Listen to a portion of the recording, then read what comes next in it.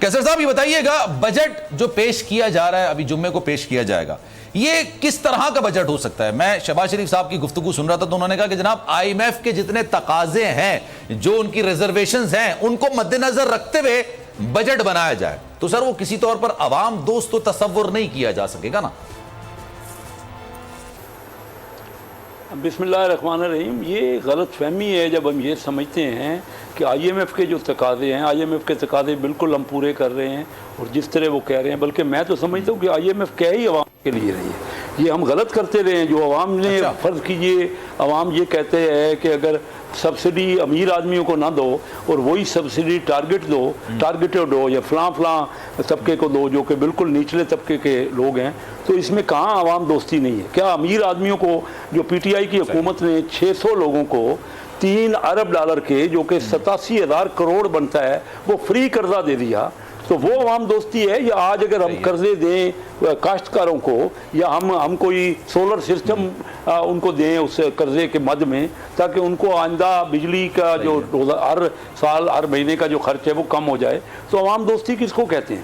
پھر ہم I T پہ بہت زیادہ زور دیں، لیکن انڈیا ہمارے ساتھ والا ملک ہے. جو آپ ڈیفائن کر رہے ہیں نا، جی یہ صحیح، یہ میں یہ آپ کے تو ہم تاجر دوستی ہم نہیں، ہم چاہ رہے ہیں کہ سب ہم عوام کو اس کے جو فائدہ دیں نا اس بجٹ کا. اور یہ آئی ایم ایف کا ہی ٹارگٹ ہے، آئی ایم ایف ہی یہی چاہ رہی ہے. ہماری جو حکومتیں آتی رہی ہیں نا وہ مل جل کے، میں نے آپ کو کہا نا کہ یہ پی ٹی آئی کی حکومت نے یہ $3 ارب 87,000 کروڑ ابھی تک مجھے ہر کمیٹی کی میٹنگ میں ان کو پوچھتا ہوں اسٹینڈنگ کمیٹی فائنانس میں اسٹیٹ بینک کے گورنر کو کہ مجھے لسٹ تو دو ان بندوں کو جس نے آپ کو قرضہ دیا اور بالکل فری دے دیا، اور آج اسی کی مصیبت ہم $1 ارب ہمارے لینے کے لیے 1.1 ارب کی. کیسے صاحب بنیادی بات آپ کی بالکل درست ہے، میں آپ کی بات سے اتفاق کرتا ہوں، لیکن سر آئی ایم ایف یہ بھی تو کہتا ہے نا کہ اپنا ٹیکس نیٹ بڑھایا جائے. ہم ہر بجٹ میں یہ کیوں دیکھتے ہیں کہ جناب ٹیکس بڑھایا جاتا ہے ٹیکس نیٹ کو نہیں بڑھایا جاتا؟ اس کی کیا وجوہات ہیں؟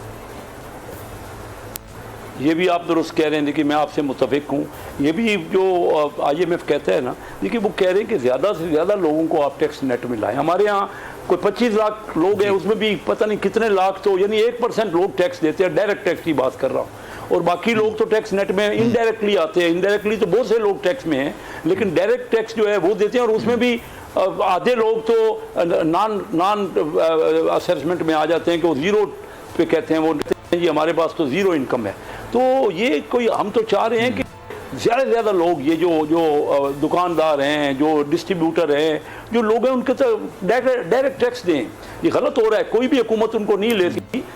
ہم بھی کوشش کر رہے ہیں، اللہ کرے گا ہم کامیاب ہوں گے، لیکن ڈائریکٹ ٹیکس زیادہ سے زیادہ لوگ جو کمائی دیکھیں. اور ایگریکلچر پہ ہے، ایگریکلچر کیونکہ بجٹ ایک دن بعد ہی ہے نا، تو سر میں یہ بجٹ کی تیاری کر رہا تھا. کچھ پچھلے سال ٹیکس اہداف رکھے گئے تھے، وہ 7.3 ٹریلین کا رکھا گیا تھا. 6.1 ٹریلین ہم نے ٹیکس اہداف حاصل کر لیا. اب ایک مہینے کے اندر 1.2 ٹریلین اچیو کرنا اٹس نیکسٹ ٹو امپاسبل. ایک چیز تو سر یہ ہو گئی. دوسرا یہ واضح طور پر ہے کہ جناب ہمارے پاس ٹیکس کلیکشن جو ہوتی ہے نا وہ 8% بیسکلی ہوتی ہے کہ آپ یہ سمجھ لیں کہ ود ہولڈنگ ٹیکس سے یا پھر انڈائریکٹ ٹیکس سے. سر ہم نے ایک ادارہ بنایا ہوا ہے ٹیکس کلیکٹ کرنے کے لیے، پھر اس کی کریڈیبلٹی متاثر نہیں ہوتی اگر سارا کچھ آپ نے ود ہولڈنگ ٹیکس اور پھر آپ نے انڈائریکٹ ٹیکس سے لینا ہے. تو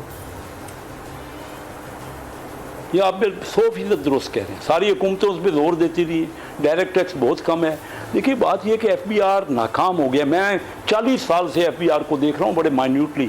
1980 میں Karachi chamber of commerce industry کے کسٹم کمیٹی کا چیئرمین تھا، آج سے 43 سال پہلے. ڈائریکٹلی میں ایف بی آر سے رابطے میں ہوں. ایف بی آر کی نااہلی، ایف بی آر کی رشوت، اس میں یہ نہیں ہے. بزنس مین بھی شامل ہے. بزنس مین اور بیوروکریٹ مل کے آپس کی ملی بھگت سے وہ ٹیکس تو دیتے نہیں ہیں لوگ. یہ ٹیکس کی ایویژن ہے. میں بار بار پرائم منسٹر سے کہتا ہوں، اس وقت مجھے انہوں نے اپنا اسپیشل اسسٹنٹ بنایا ہوا ہے، تو میں ان سے ایک ہی بات کر رہا ہوں کہ مجھے وہ شعبہ دیں. میں آپ کو جہاں پہ ایویژن ہو رہی ہے، جہاں پہ لیکیج ہو رہی ہے، وہ ٹیکس لے کے دوں نا.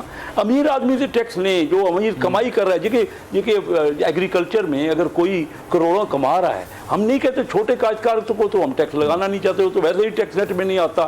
تو ہم امیروں سے جو بڑے کاشتکار ہیں ان سے کیوں ٹیکس نہیں لیتے؟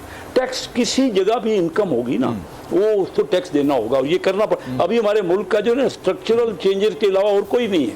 ابھی بھی بڑا پوٹینشیل ہے اگر ہم صحیح طرح یہ पेश करें, कोशिश कर रहे हैं मिलजुल के, लेकिन अभी मैं समझता हूँ टाइम चाहिए, अभी हमें और अरसा चाहिए, शायद कोई अगली हुकूमत जो है वो लेकिन ये जो बात है ना कि लोग इलेक्शन किस बात पे लड़ेंगे, या तो किसी भी पार्टी का परफॉर्मेंस उसकी बेहतर हो ना, वो अपनी परफॉर्मेंस दे। पिछले 15 सालों में तीनों बड़ी पार्टियों को मौका मिला यहाँ पे हुकूमत करने का, 4 साल पीटीआई रही, 5 साल पीपल पार्टी रही और 6 साल पाकिस्तान मुस्लिम लीग रही। तो हर कोई अपनी बताए ना उसने परफॉर्मेंस क्या की है। 9 साल ये यहाँ पे केपीके में पीटीआई रही ना, हम भी अपनी परफॉर्मेंस बताएं। लोग अब उनमें शऊर बहुत है और वो सिर्फ इन बातों में नहीं आएंगे, अगला इलेक्शन वही जीत। बजट 2023, वादों से इरादों तक का सफर और इससे जुड़ी अवाम की नई उम्मीदें। सरकारी मुलाजिम, मजदूर या हो कारोबारी, टिकटिकी बांधे सबकी नजर है इस साल के बजट पर। क्या हो पाएगी बचत, मिलेगा रिलीफ? जानिए बजट ट्रांसमिशन में, सिर्फ बोल पे। अदलो इंसाफ की बात सब करते हैं, पर हकीकत में सच के साथ निडर होके खड़े रहने की जुर्रत नजर नहीं आती। बोल ने तश्कील दी 10 कोर्ट रिपोर्टर्स की टीम, जो केस की बेस तक जा पहुंचे।